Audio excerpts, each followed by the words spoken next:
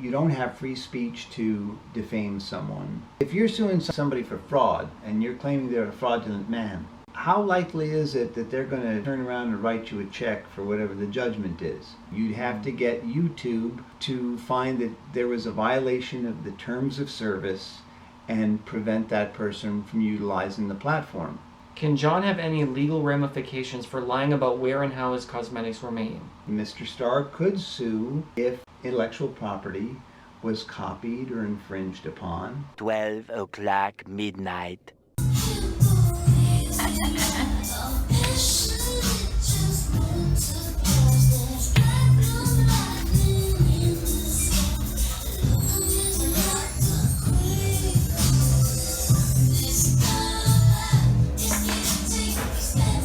The next day. Jeffrey, I decided to change my name. From now on, I want you to refer to me only as Gucci Princess. Forget it. Why? What's wrong? It ain't happening. How come? I'll refer to you as Target Princess if you want. No, I'm Gucci Princess because I'm very bougie. Did you happen to get those Gucci shoes for me for Christmas? I was waiting for them in the mail and they never came. I just wanted to advise you, just in case you did get me the Gucci shoes, to actually check on the shipment and just make sure they weren't lost in the mail. I don't think you have anything to worry about. How come? I wouldn't worry about a shipment that's never going to come. Even the drama poodles look sad for Daddy. I'm not sad. I don't indulge you in all of your nonsense. Hey girl, and welcome to Mango Tea. Mango Tea. Made in China, bitch. As you know, my husband is an attorney, and we are going to be discussing all the legal issues today surrounding John Kuckian. So I asked you girls to write into me on Twitter all your questions that you have about John Kuckian and all the legal issues that are surrounding him right now. If you're not following me on Twitter, you can follow me at stevenmango. I have all my social medias linked in the description box below. You guys have sent in so many questions on Twitter, so let's get right on into it. So the very first question is, on a scale of 1 to 10, just exactly how screwed is John Kuckian from a legal perspective? 2 3/4. Why do you say 2 3/4? Well, here's the problem. Mr. Kuckian lives in a foreign country. So in order to sue someone that lives in a foreign country, you have to go through whatever the legal process is for international law. With most countries, and particularly Western European countries, such as the United Kingdom, typically you would effectuate service of process, in other words, how you sue someone, through something called the Hague Convention. The Hague is the administrative capital of Holland. Right.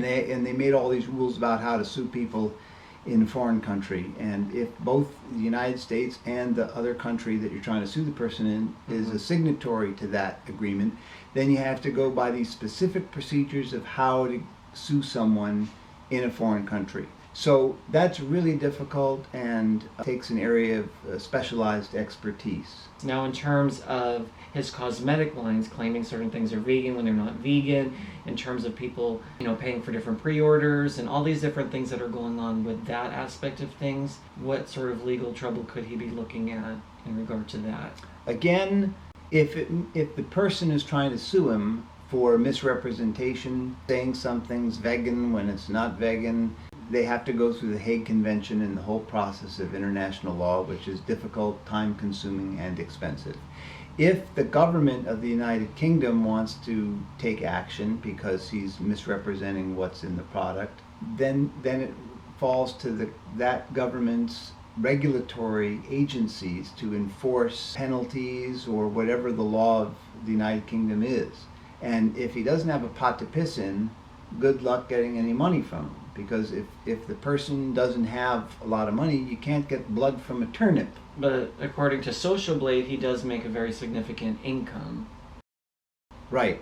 Then you have to, let's say he lived here, because that's the only way I can analogize it. That's the only way I could be able to answer it. Let's say he lived here, and then you'd have to find out where his bank account is, so you can execute. If you win your case and you get a judgment and you go through all of that and the court says you win and you get $100,000 from him, then you have to go collect, and that's very difficult also. Maybe some government agency in the United Kingdom hits him with a fine or a penalty. That could happen if their laws are violated. Right, so even if someone does get $100,000 ruled in your favor. Yeah. You get a judgment. That doesn't necessarily mean that he's just going to write a check that easily and give you $100,000. You have to go through a whole different process of trying to, like you said, locate bank accounts and all that sort of stuff. The assets. So, yes, exactly. And let me say this. If you're suing somebody for fraud and you're claiming they're a fraudulent man, how likely is it that they're going to turn around and write you a check for whatever the judgment is? Fraudulent people engage in fraudulent behavior. So let's say they write a check, then you go cash the check, it bounces. Or Right. they hide their assets, or they all of a sudden they take a vacation to the Cayman Islands and they put their money there. What if someone was in his country and tried to sue him? They have a system there which allows people to sue for various civil wrongs. Okay, so the second question we have is, can content creators hide behind comedy and satire, even if what they are saying is harmful to someone's career or reputation, aka defamation? Well, now this is kind of a tricky aspect. You can hide behind satire to some degree, but if you're saying something that you know is false and you have a malicious intent, then even if the person that you're saying this about is a public figure, you can be held liable for defamation. What's the process of assessing a charity foundation for fraud? What sort of consequences are there? Look, here's how to look at it simply. Did he make a material misstatement that he knew to be false, and as a result did people rely on that and send the foundation money? Yes, if all those things are deemed to be true, then you could get the money back through some sort of legal process. But it wouldn't be a non-existent foundation that would be seized. Right. It would be the money that the person's converted to their own use. And another person on Twitter asked, do you think it'd be more likely for charges to stick if a class action or a collaborative suit were filed? Can part of that suit legally be that John Kuckian is not allowed to be on social media in any way, shape, or form, so he can't do this to anyone else? No.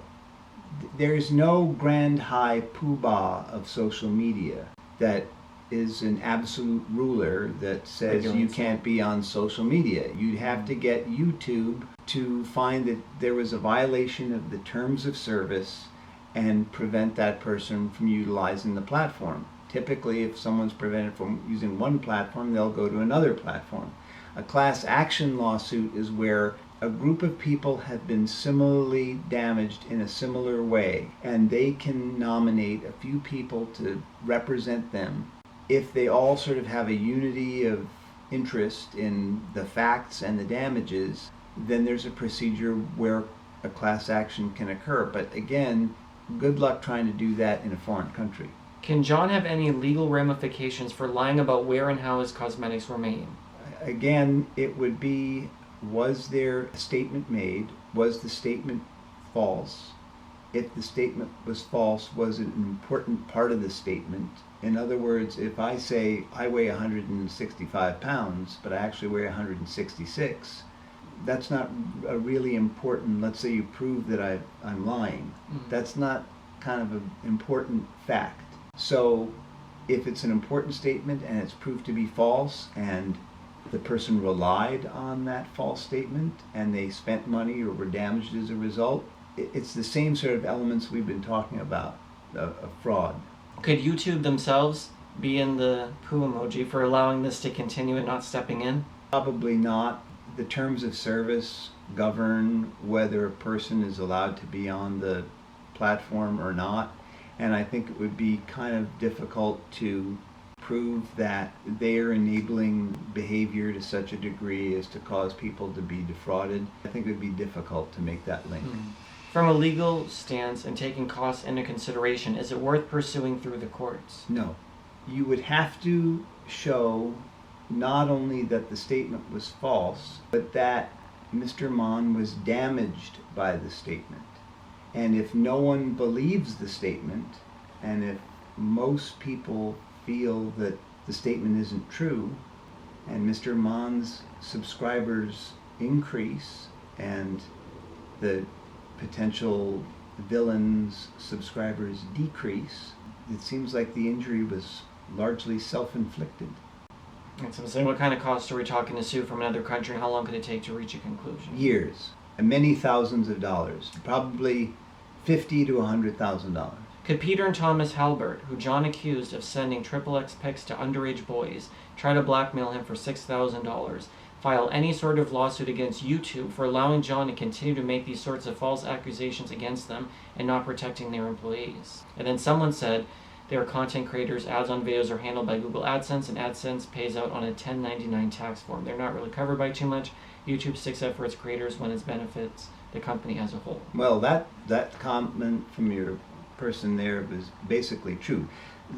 Mr. Monn is not an employee of YouTube. He's an independent contractor. But I think it would be difficult to show that YouTube knew or should have had reason to know that statements were made or going to be made about this individual. Even if people are contacting YouTube about it en masse, about all these different situations that are coming up, YouTube doesn't have a responsibility to see what people are saying. So I'm sure if someone went on YouTube and said, I'm gonna, blow up a building, they're gonna take action to make sure that channel is shut down. This is a different circumstance, right. But when does YouTube need to intervene in that regard legally? Well, let's to protect themselves as well. Here's the issue: you have to show that you were injured and damaged. Certain defamation, like saying you're a child molester, you don't have to show actual damages. Just the calling someone a child molester and it not being true would at least give you nominal damages. But to have any significant recovery, especially against YouTube, you'd have to show that the person suffered damage. And again, if no one believes it, or if the vast majority of people don't believe it, could YouTube be sued because certain people on YouTube claimed that Barack Obama was born in Kenya? People with a brain realized that that wasn't true. Could Obama sue YouTube for perpetuating this lie that he was born in Kenya? But if they were on YouTube and saying we're raising money for Obama and then they pocket the money, then wouldn't YouTube be able to step in, or vice versa? You can have your own opinion or conspiracy theory, but I think it crosses the line when you're taking, say, pre-orders from people or lying about products and cosmetics that can potentially hurt someone, and they're being used on YouTube's platform to do that. I think, in my opinion, that there's some sort of legal ramification. Like someone just said here, can Jeffree Star sue John Kuckian for defamation, harassment, and damage to his brand? And can he sue for copying Dirty Money? Since Jeffree Star had the green shade Dirty Money and Kuckian had the same green shade and that sort of thing. Here's the answer. Could Jeffree Star do anything? Anyone can sue anyone for anything. Mm-hmm. I can sue you because you ate a cheese sandwich for lunch. That doesn't mean you're going to win. So the whole can you sue someone is really not the right question. The question is, would it be successful? Right. And so Mr. Starr could sue intellectual property was copied or infringed upon, and that would be between him and the person who did that. Would John be extradited here to deal with the trial if we got to that point? Also, what sort of proof is required regarding messages online? With so many fake Photoshop messages and tweets, how would they differentiate real from fake? Well, no one would be extradited for a civil suit. Someone is only extradited if there's a criminal case. And the United Kingdom wouldn't typically extradite their own citizen to the United States for a criminal act unless the person was here and committed a criminal act and then went back to the United Kingdom. Then they might be extradited. With regard to how can you tell with so many fake profiles and Photoshop, that's part of the problem. Could one sue his cosmetics line to find out ingredients, where it's manufactured, etc.?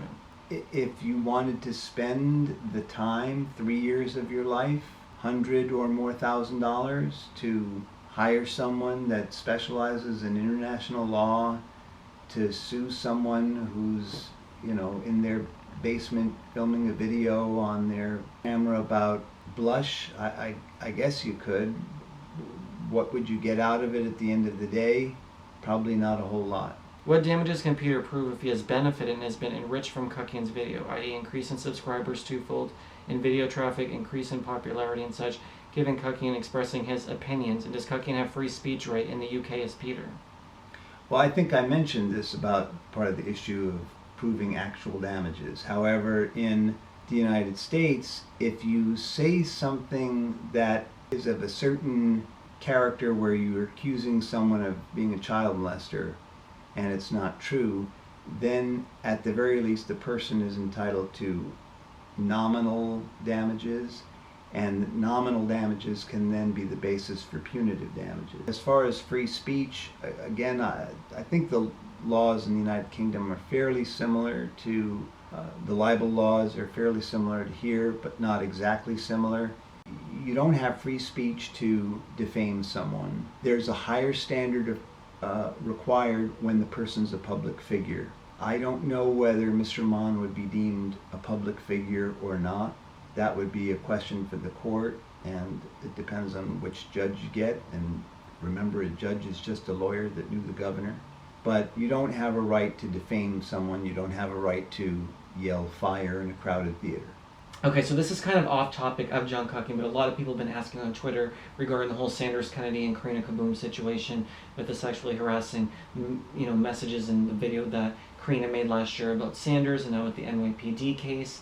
What legal ramifications could Karina be facing for making those sexually assaulting threats to Sanders? And also, what does that sort of thing look like? Typically, states have statutes about threatening imminent bodily injury to someone, communicating threats if there's some reasonable belief that it could be true. And so you'd have to look at what the specific law said on that to know whether there would be a criminal case. Civilly, there's certainly a potential case where you can sue someone for intentional infliction of emotional distress. And that's where you, Mr. Kennedy, would allege that Ms. Kaboom intentionally communicated, said or did things that she knew would or should have reason to know would cause someone emotional distress. So if those elements are met, then there could be a monetary judgment against Ms. Kaboom for her activities in that regard. In terms of YouTube or some other platform canceling someone's channel, typically there are terms of service in those little pre-printed agreements that no one reads. You agree that you are not going to communicate threatening, illegal, sexually assaultive, Right. racially motivated. So it could be in the YouTube terms of service, Yes. is what you're saying. Yeah, and depending on how interested in enforcement the platform is, could result in termination of service. Now, in terms of my channel, if Drama Poodle tells me something and she tells me something that she read online or on Twitter and it's actually coming from her, even though she's a dog, and I communicate what she told me, and someone then tries to sue me for some form of slander or making defamatory comments, but they didn't actually come from me. I said on video, but it actually came from Drama Poodle, even though she's a dog. Is there any sort of, would I still be legally responsible for those comments if I didn't make them, but I'm delivering them on camera coming from Drama Poodle or Investigator Poodle? Yes. So the final question on Kuckian for me is just that, do you think that if he was in America, it would be a whole totally different circumstance in terms of any form of legal action or anything regarding his cosmetics, and just given how it is in America versus another country, would he be in a lot more hot water right now versus he's in another country and he's able to kind of get away because it's so expensive to sue someone? There's a whole different process when you're suing internationally, and he knows that it's harder to come after someone like him. Well, I can't speak to his motivations, but even if the person were here, it's still expensive to sue someone. It's still time-consuming. It's still emotionally draining. The United Kingdom is not a backwater. I mean, they taught us a system of government and laws and enforcement. So I am quite certain that country has enforcement mechanisms if someone is peddling an adulterated product. In terms of civilly pursuing someone, it's easier if they live in your own country. I'm certain that if someone lives there and has been damaged, they can certainly take redress in their system over there. Thank you so much for coming on your girl's channel today. If you like videos like this, please make sure to click the subscribe button. Also turn on your bell notifications so you don't miss any of the latest developments in YouTube drama. Leave a comment down below. Let me know what you guys think. If you have any questions for Jeff or another legal video or something that you would like to see from the two of us together as a collaboration, let me know in the comment section down below. I'm working on some really big investigations for you guys, so stay tuned, and I'll see you guys on my next video. Thanks so much for watching. Hey guys, thank you again so much for watching this video. Just as a quick disclaimer, these are just solely the opinions of Jeff and I. Jeff doesn't represent any of the aforementioned people mentioned in this video. It's just his opinion as an attorney. Again, if you guys are really looking forward to some mango tea and Made in China bitch merch, let's get me up to 15,000 subscribers and I'll launch my merchandise and do some really cool giveaways for you guys. Thank you so much again for subscribing